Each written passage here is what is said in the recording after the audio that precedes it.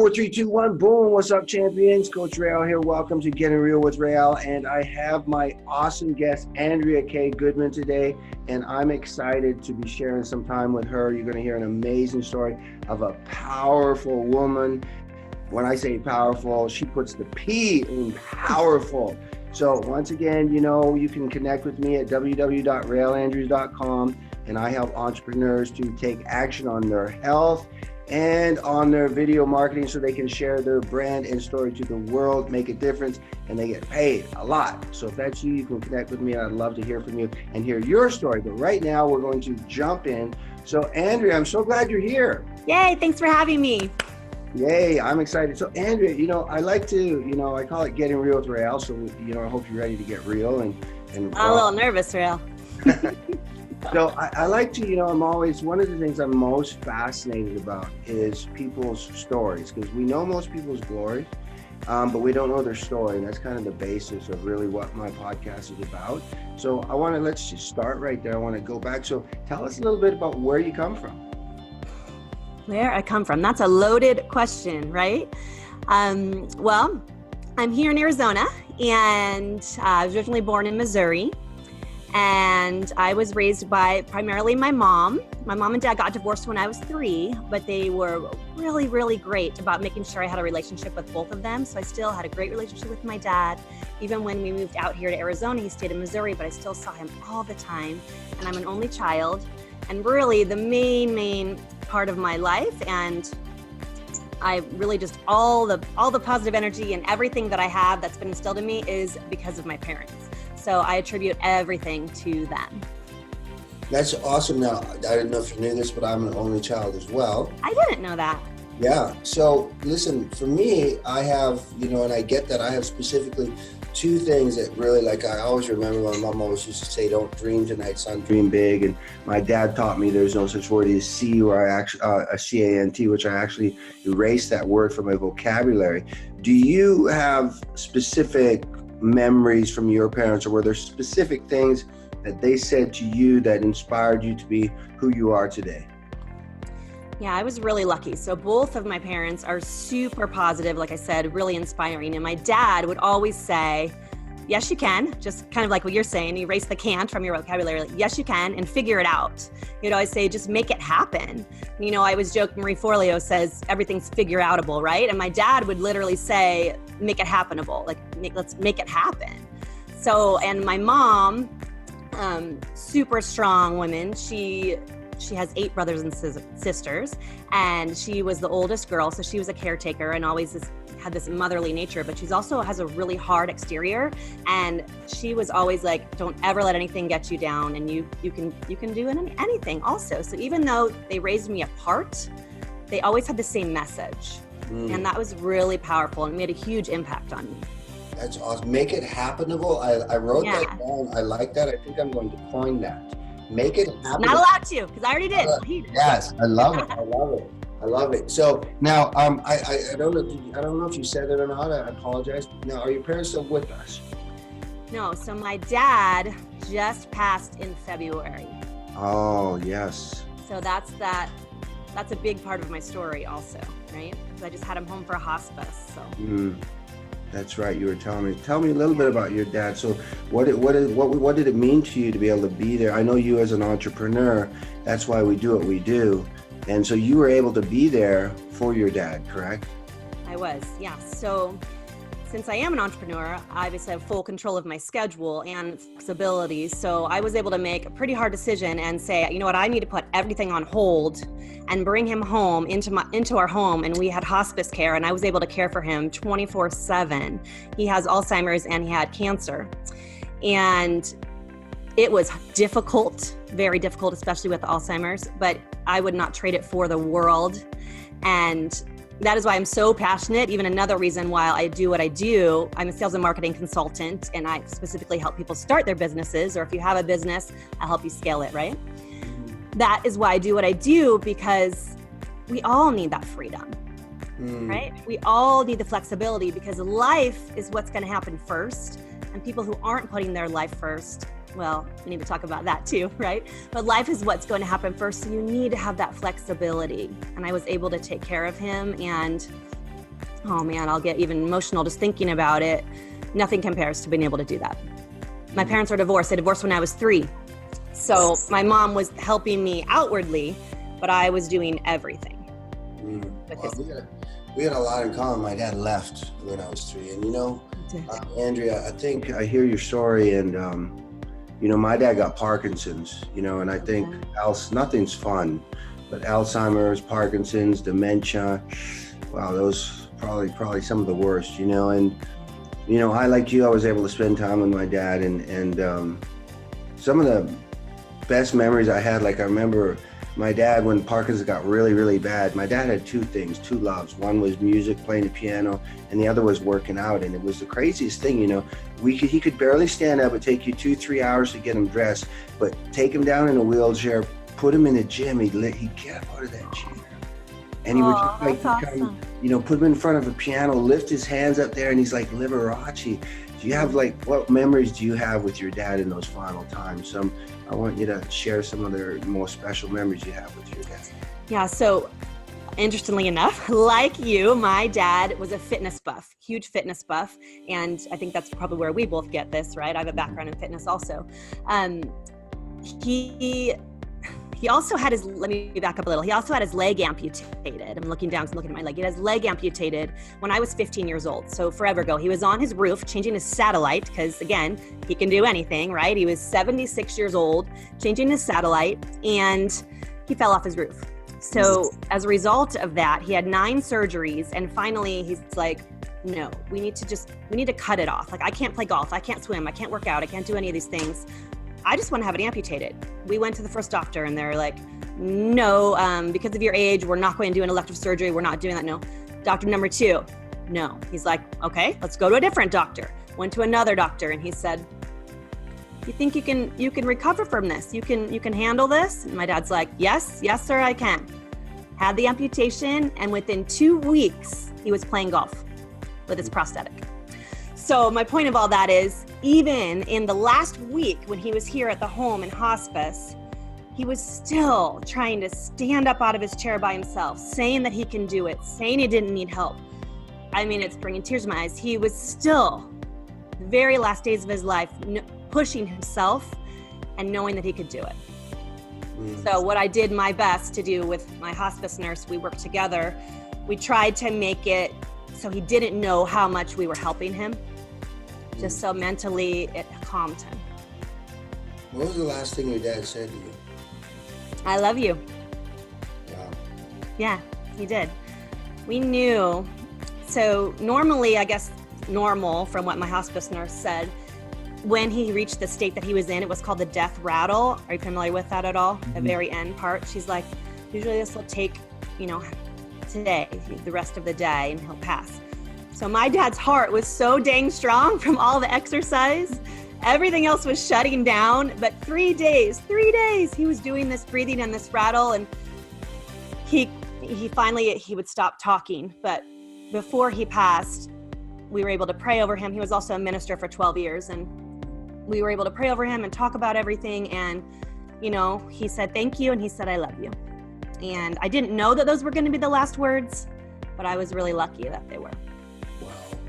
Awesome. Yeah.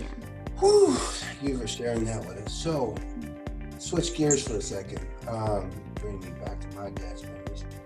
Challenges coming up. I want to get, you're working towards getting, because you're a powerful woman. You got, 2, 3, 4 businesses, multiple streams of income that you do. And I want to hear those. But, like I always say, we know your glory, but we don't know your story. So what challenges? I like other people to know that they always look at the end product. They don't see the battle. So what are some of the biggest challenges you went through to get to where you are today? That's a good question. Okay, so many, like we all have, right? Mm-hmm. Probably the biggest one that I still have challenges with today is I have 3 small children, 12, 8, and 4. And my husband owns his own company. So people misunderstand me all the time. I don't need to work, right? He is financially, emotionally supporting me, supporting everything. I don't need to do anything. So I have this challenge, I have this guilt that I still feel often why I should just be a stay-at-home mom and just be 110% taking care of him, taking care of the family, and not doing all the things that I do. Because oftentimes my work, like this past weekend, we were at a conference together, takes me away, right? And why that's a challenge, I also think that gives me power and wind beneath my wings, because I'm showing my children that you don't just take the easy route. You don't just sit back. Like, I know that I have a gift to help people, and I pull the light out of them. And if I wouldn't do the things that I do, I wouldn't be helping anyone else. So even though I have to sacrifice my time with them, it just makes it that much more meaningful when I do have time with them. So that's something that I go back and forth with, because then I have the little guilt in my ear. Why are you leaving? You don't even need to leave. You don't need to be doing this. And then I have over here saying, if you don't go and if you don't do this, someone's waiting to hear how you can help. So it's definitely something that comes up often, and I really have to use my mindset to quiet the one side, right? Right. The voices, it's like, used to make me crazy. So you talk about your kids. What's the name of your kids? Right. So I have Ryder, he's 12. Yeah. That's my son. And then I have 2 girls. Reagan is 8 and London is 4. Right. Best memories of your kids. Best memories. Definitely Disneyland. We have annual passes. We live in Arizona, as I said, but we go to Disneyland. We try to get there once a month. And when we go there, the cell phones are shut down. There's no appointments. Everything's done and cut off. And just to have that time with them where they get it with me also is so invaluable. And that is because my mom used to do that with me. I said she raised me primarily. And so she used to work her butt off. And we lived in Missouri at the time. And we would go to Disney World every other summer. And my favorite part about that was I got her. Just her, nothing else. So I've recreated that with my kids. And you better bet that I bring her along with us. So now they get grandma time and mommy time. Oh my God. And daddy time. Yeah. I love that. Okay. So the challenges, the sacrifices, now you're here. So what victories are you walking in right now? Tell us about your accomplishments that you've got going on in your life right now that you're excited about. Well, I'm super excited about this community that I'm creating. It's called Babes Empowering Babes. And what we do in there is we collaborate. My motto in there is collaboration over competition. And we help each other out, and we talk about, much as we are now, our challenges that we're having in our businesses. How can we help? How can we help each other? For example, if someone's launching a podcast, we're all going to go subscribe. We're all going to go help right away. And just different ideas that we can give each other to build on each other. And obviously, I do my one-on-one consulting in there as well. So someone who wants a little extra help, I pull from that group. And it's just amazing. It's amazing to watch people change. It's amazing to watch people that have, maybe just been watching on the posts. We have a Facebook group, closed Facebook group. And when they finally emerge and they want to talk out loud, and it's awesome. I love it. Now, Babes Helping Babes. How'd you come up with that? So Babes Empowering Babes. Babes Empowering Babes, yes. And I came up with that because my very first business, my inaugural business, was in 2008. And it was called Boot Camp Babes. And that was originated because I used to go to a Bible study and we called ourselves the Bible Babes. So really we can attribute it all to God, which we do everything anyways, right? So that's where it all started. So I've kept babes in almost everything that I do. I talk like that, hey babe, what's going on babe? That's just me. So, and when this movement hasn't been around that long, but you see it's very trendy. Women supporting women, babes supporting babes, like it's coming. It's a lot right now, this past year or so. But me and my crew have been doing this for a long time, and I love it. There's nothing that I don't love more. I love that. So where do you see, the 50,000 foot view? Where do you see your legacy? What kind of legacy you're going to leave? Where do you see yourself taking this? Where is it going? The big view. I would love, so we're going to be doing our first, we did a live event, a smaller one, but we're going to be doing our first big live event next spring. And I see that continuing on. I want my girls to get involved, and much like Susan Sly in this conference we just had this weekend, I really want to bring the youth into this, because the name Babes Empowering Babes can also have a connotation for moms empowering their children, right? Babes Empowering Babes. So I want to have a second sector, and to do that and have it be generational, where we can empower each other also. And I want to do workshops with moms and kids, and really just have the whole circle and close it together. Because I said that's my biggest challenge, right? Is having the time with my children. So big vision on the way off, if we can get our own businesses, get ourselves going, and then also teach our children, specifically our girls, right? Because it's Babes Empowering Babes. And then they can do the same to be their own entrepreneurs and just start the whole cycle again. That's my big vision. Wow, I love that. Now, you mentioned you brought it up first, and I love that because I'm the same as you. So, for me, I'm a believer as well. And, I know there was a challenge for me at some point in my journey. It was challenging a little bit, but I know I came to the point where I said, you know what, I don't want to offend anybody. But at the end of the day, the one person I don't want to offend is my Lord and Savior, because I wouldn't be anything without him. So what's your take on, because you kind of put a little bit out there, do you walk in the walk, or is it just something you keep in the background? How do you weave your beliefs into your business? Yeah, I don't hide it at all. When I coached boot camp, when I was the instructor, like I said, that was my first business, Boot Camp Babes, and we pray. We get in a circle and we pray at the end. I don't hold back. I'm a Christian. I love God. If you don't, I respect that, but we're going to talk about it. So I don't hide it. I don't make excuses for it. I don't apologize for it. That's what we do. I love that. You can see, man, you can just put your point she's on. You got to deal with it. That is awesome. That's one thing about me is you always know what you're going to get. There's no gray area. So either you're an Andrea fan or you might not be. And I'm okay with that too, right? Yeah. We need to have polarity in our business. It's important.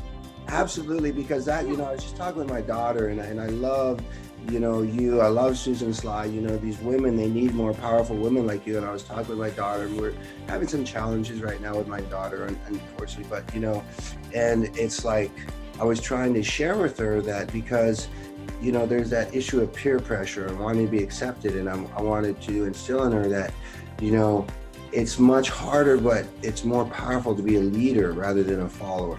I get it, you want to be liked and stuff like that. So to have more women like you around there, it's like I really would, my biggest prayer right now would be to be able, and I love that you want to do that event like that. And Susan talked about it because, there was, in my other company, we used to go to an event like that, Andrea, and it was like, and it started off where it was for the leaders, one of the leaders in the company, he did this for his team. It was only his team. He went to a really nice resort, and you had to be a certain level to go in that. And then the second and third year, it became more and more about the families. And then all those trainings that we had for the adults, he mirrored them, and he had the same trainings for the kids. So when the adults would go here at night, the kids would go there, and man, it was the best memories for the kids. So I really encourage you, just go after that dream. That's very important. There's a lot of women that are praying for that to happen. So I want to have a little fun, switch it up a little bit. So first, this is kind of like a serious question first. So do you right now, at this point in your life, do you consider yourself successful?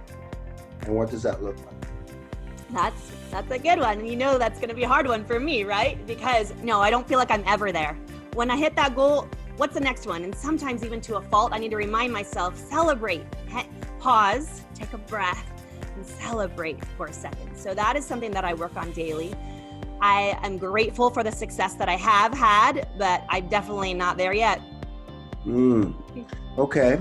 So, superhero. Who's your favorite superhero? My favorite superhero? Wonder Woman. Wonder Woman. I even had the underoos when I was little. I had the picture to prove it somewhere. I'd love that. I'd love to see that. So now if you were a real life superhero, okay, and you could pick your superpower, could be anything you want, what would your superpower be? Whoa. The superpower. Well, my ultimate goal in life every single day is to make others realize their worth.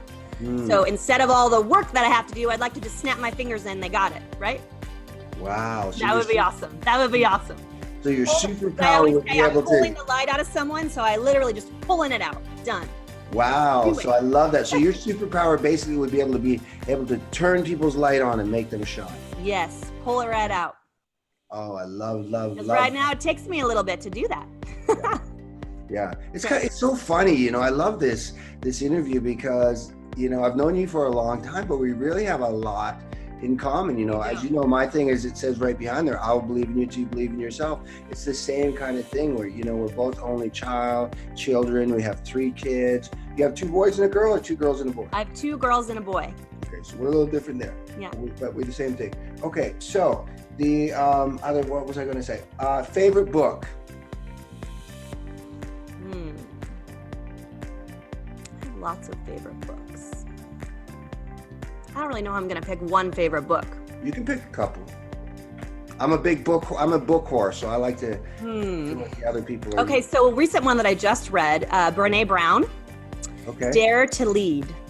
Okay. That's a really good book. She's awesome. Do you know Brené Brown? Do you like her? I don't know About her. her? I'm excited. Okay, you got to look her up. Yeah, you got to look her up. Okay. So, yeah. I won't say anything else. I won't say anything else. Just look her up. Okay. Yeah. What about mentor? Who's your favorite, or who's been the most impactful? It could be your parents. It could be somebody specific. Who's your most impactful mentor at this point in your life? Well, it's always my parents. Always been my dad and my mom for very different reasons. Now my dad is passed, so that's been hard for me too. And even it was hard when he had Alzheimer's, right? Because I couldn't really communicate with him. So I've had to kind of look elsewhere, and I've had to, look elsewhere, really. There's so many powerful leaders in our network marketing company. Obviously, I love Susan Sly. I love Tracy O'Malley. They've both been really influential in my life also. You mentioned just now, Andrea, communicate with your father. You know, I had, and it's interesting because being a believer, it's like, you know, I don't know that we're really supposed to believe that, but you know, I had a signal with my dad. You know, and my dad told me when he got there and he'd be okay. Making me cry. Yeah. Whew, breaths, we need breaths. Breaths, that he would communicate with me through the light. So every now and then I'll be out on a run early in the morning and the lights will flash. And they'll flash 3 times or different times. Did you have any like signs with your dad or anything like that? Or you know, have you seen signs of your dad since he's passed, or things that you know, hey, that's my dad? So my dad was really big into music. He sang in the Metropolitan Opera. He studied at Juilliard. So music was his thing, theater, right? And he loved Stevie Nicks. Obsessed with Stevie Nicks, actually. And those 3 days when I explained when he had the death rattle, those 3 days, there was a television in his room. And so I just played over and over again Stevie Nicks songs and Stevie Nicks concerts, and because I knew he would like that, right? And so the very first time I went anywhere, the day that he passed, in fact, it's gonna make me cry. Raw and real. I literally it's called Neptune Society, they're amazing, by the way. If you live in Arizona, they came and they took his body off of the house. And so I was all alone, standing there all alone. And my husband had the kids down because I wanted them to have their normal day, right? So he had them down at swimming, and he's like, come meet us for dinner. We normally did. I said, okay. So I drive down there. The second that I walked into the restaurant, what was playing? Wow, Stevie Nicks. Wow. Yeah. That was your dad for sure. It's crazy. Like, it gives me chills right now. And I've heard it. And maybe, you know, it's red car. You're looking for it. Maybe I'm looking for it. But I don't believe that. I really do believe, okay, Dad, I hear you, right? And we used to sing at the top of our lungs, going back and forth. I lived about 20 minutes from him, and we all lived in Missouri, and he'd pick me up for our weekends. And we would belt out those songs together. And it's pretty awesome. It's a good thing that was so great and left a legacy, because I'll be hearing her the rest of my life. So that's good. Right? Yeah, that's, you know what's crazy, Andrea? When I look at you, you look like Stevie Nicks. Oh, yeah? Hey, I'll take it. Has anybody ever told you that? No, they haven't. Wow. Yeah, I know. Maybe that's just because you say it. But, you know, and I know, and what I can tell you is, here's how I know that it's real. And and I definitely know that's your dad. Don't let anybody take that away from me, because when my dad passed, those lights were really, really strong. And it would just come out of nowhere. And I would be like, sometimes I would like just go back and see, and it would always be 3, because my number was 3. And then there was a journey not too long ago where I got a little off path. You know, I wasn't making some smart choices. I wasn't, you know, being the rail that my dad would be proud of. My dad always loves me. And those flashes, there was no communications at all, forever. And recently, you know, I made some decisions and got back on track. and started getting back, walking the walk that my dad would not just love me, but really be proud of me. And those lights started coming back. Oh, that's awesome. Yeah. That's awesome. So we know that that's our dad, and so that's cool. Yeah. We have that cool connection. So listen, fun times. So tell us, how do people get in touch with you, Andrea? You got some great stuff going on. These women out there need to be empowered by you. How do they find you? Thank you. Well, my website is AndreaKay.com, and that's my middle name, so it's Kaye. Mm-hmm. And everything's connected on there. And Facebook, Instagram's just my name, Andrea K. Goodman.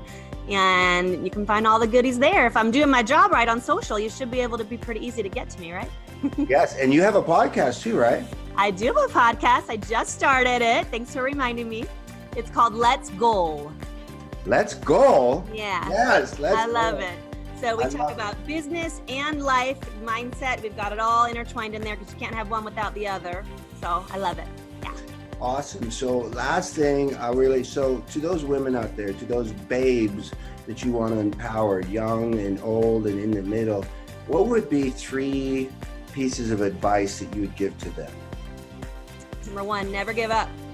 Always, without hesitation. It's never give up. Number 2, you stand in your own confidence. Doesn't matter what anybody else thinks, ever. You can tell I'm a big proponent of that. Stand in your own confidence. And number 3, you find the best resources and the best community because you cannot do it alone. Wow. There it is. That's right. Okay, this is what we do, Andrew. You hold your hand like this and you go, mic drop. That's mic drop. So, Mic drop. well, Andrea, thank you so much for spending some time with us today. And make sure you guys locate and find Andrea. She is a champion. I've known her for a long time. Once again, my name is Coach Rael. This is Getting with Rael, Getting Real with Rael. And, I help entrepreneurs to share their brand and story through video marketing to the world, make a difference. And because they make a difference, they get paid a lot. You can find me at www.raelandrews.com. That's my name, RealAndrews.com. And so with that said, I'll see you on the next podcast, and I'll believe in you to believe in yourself. Make the rest of the day the best of the day. God bless. Boom. Awesome. Thank you.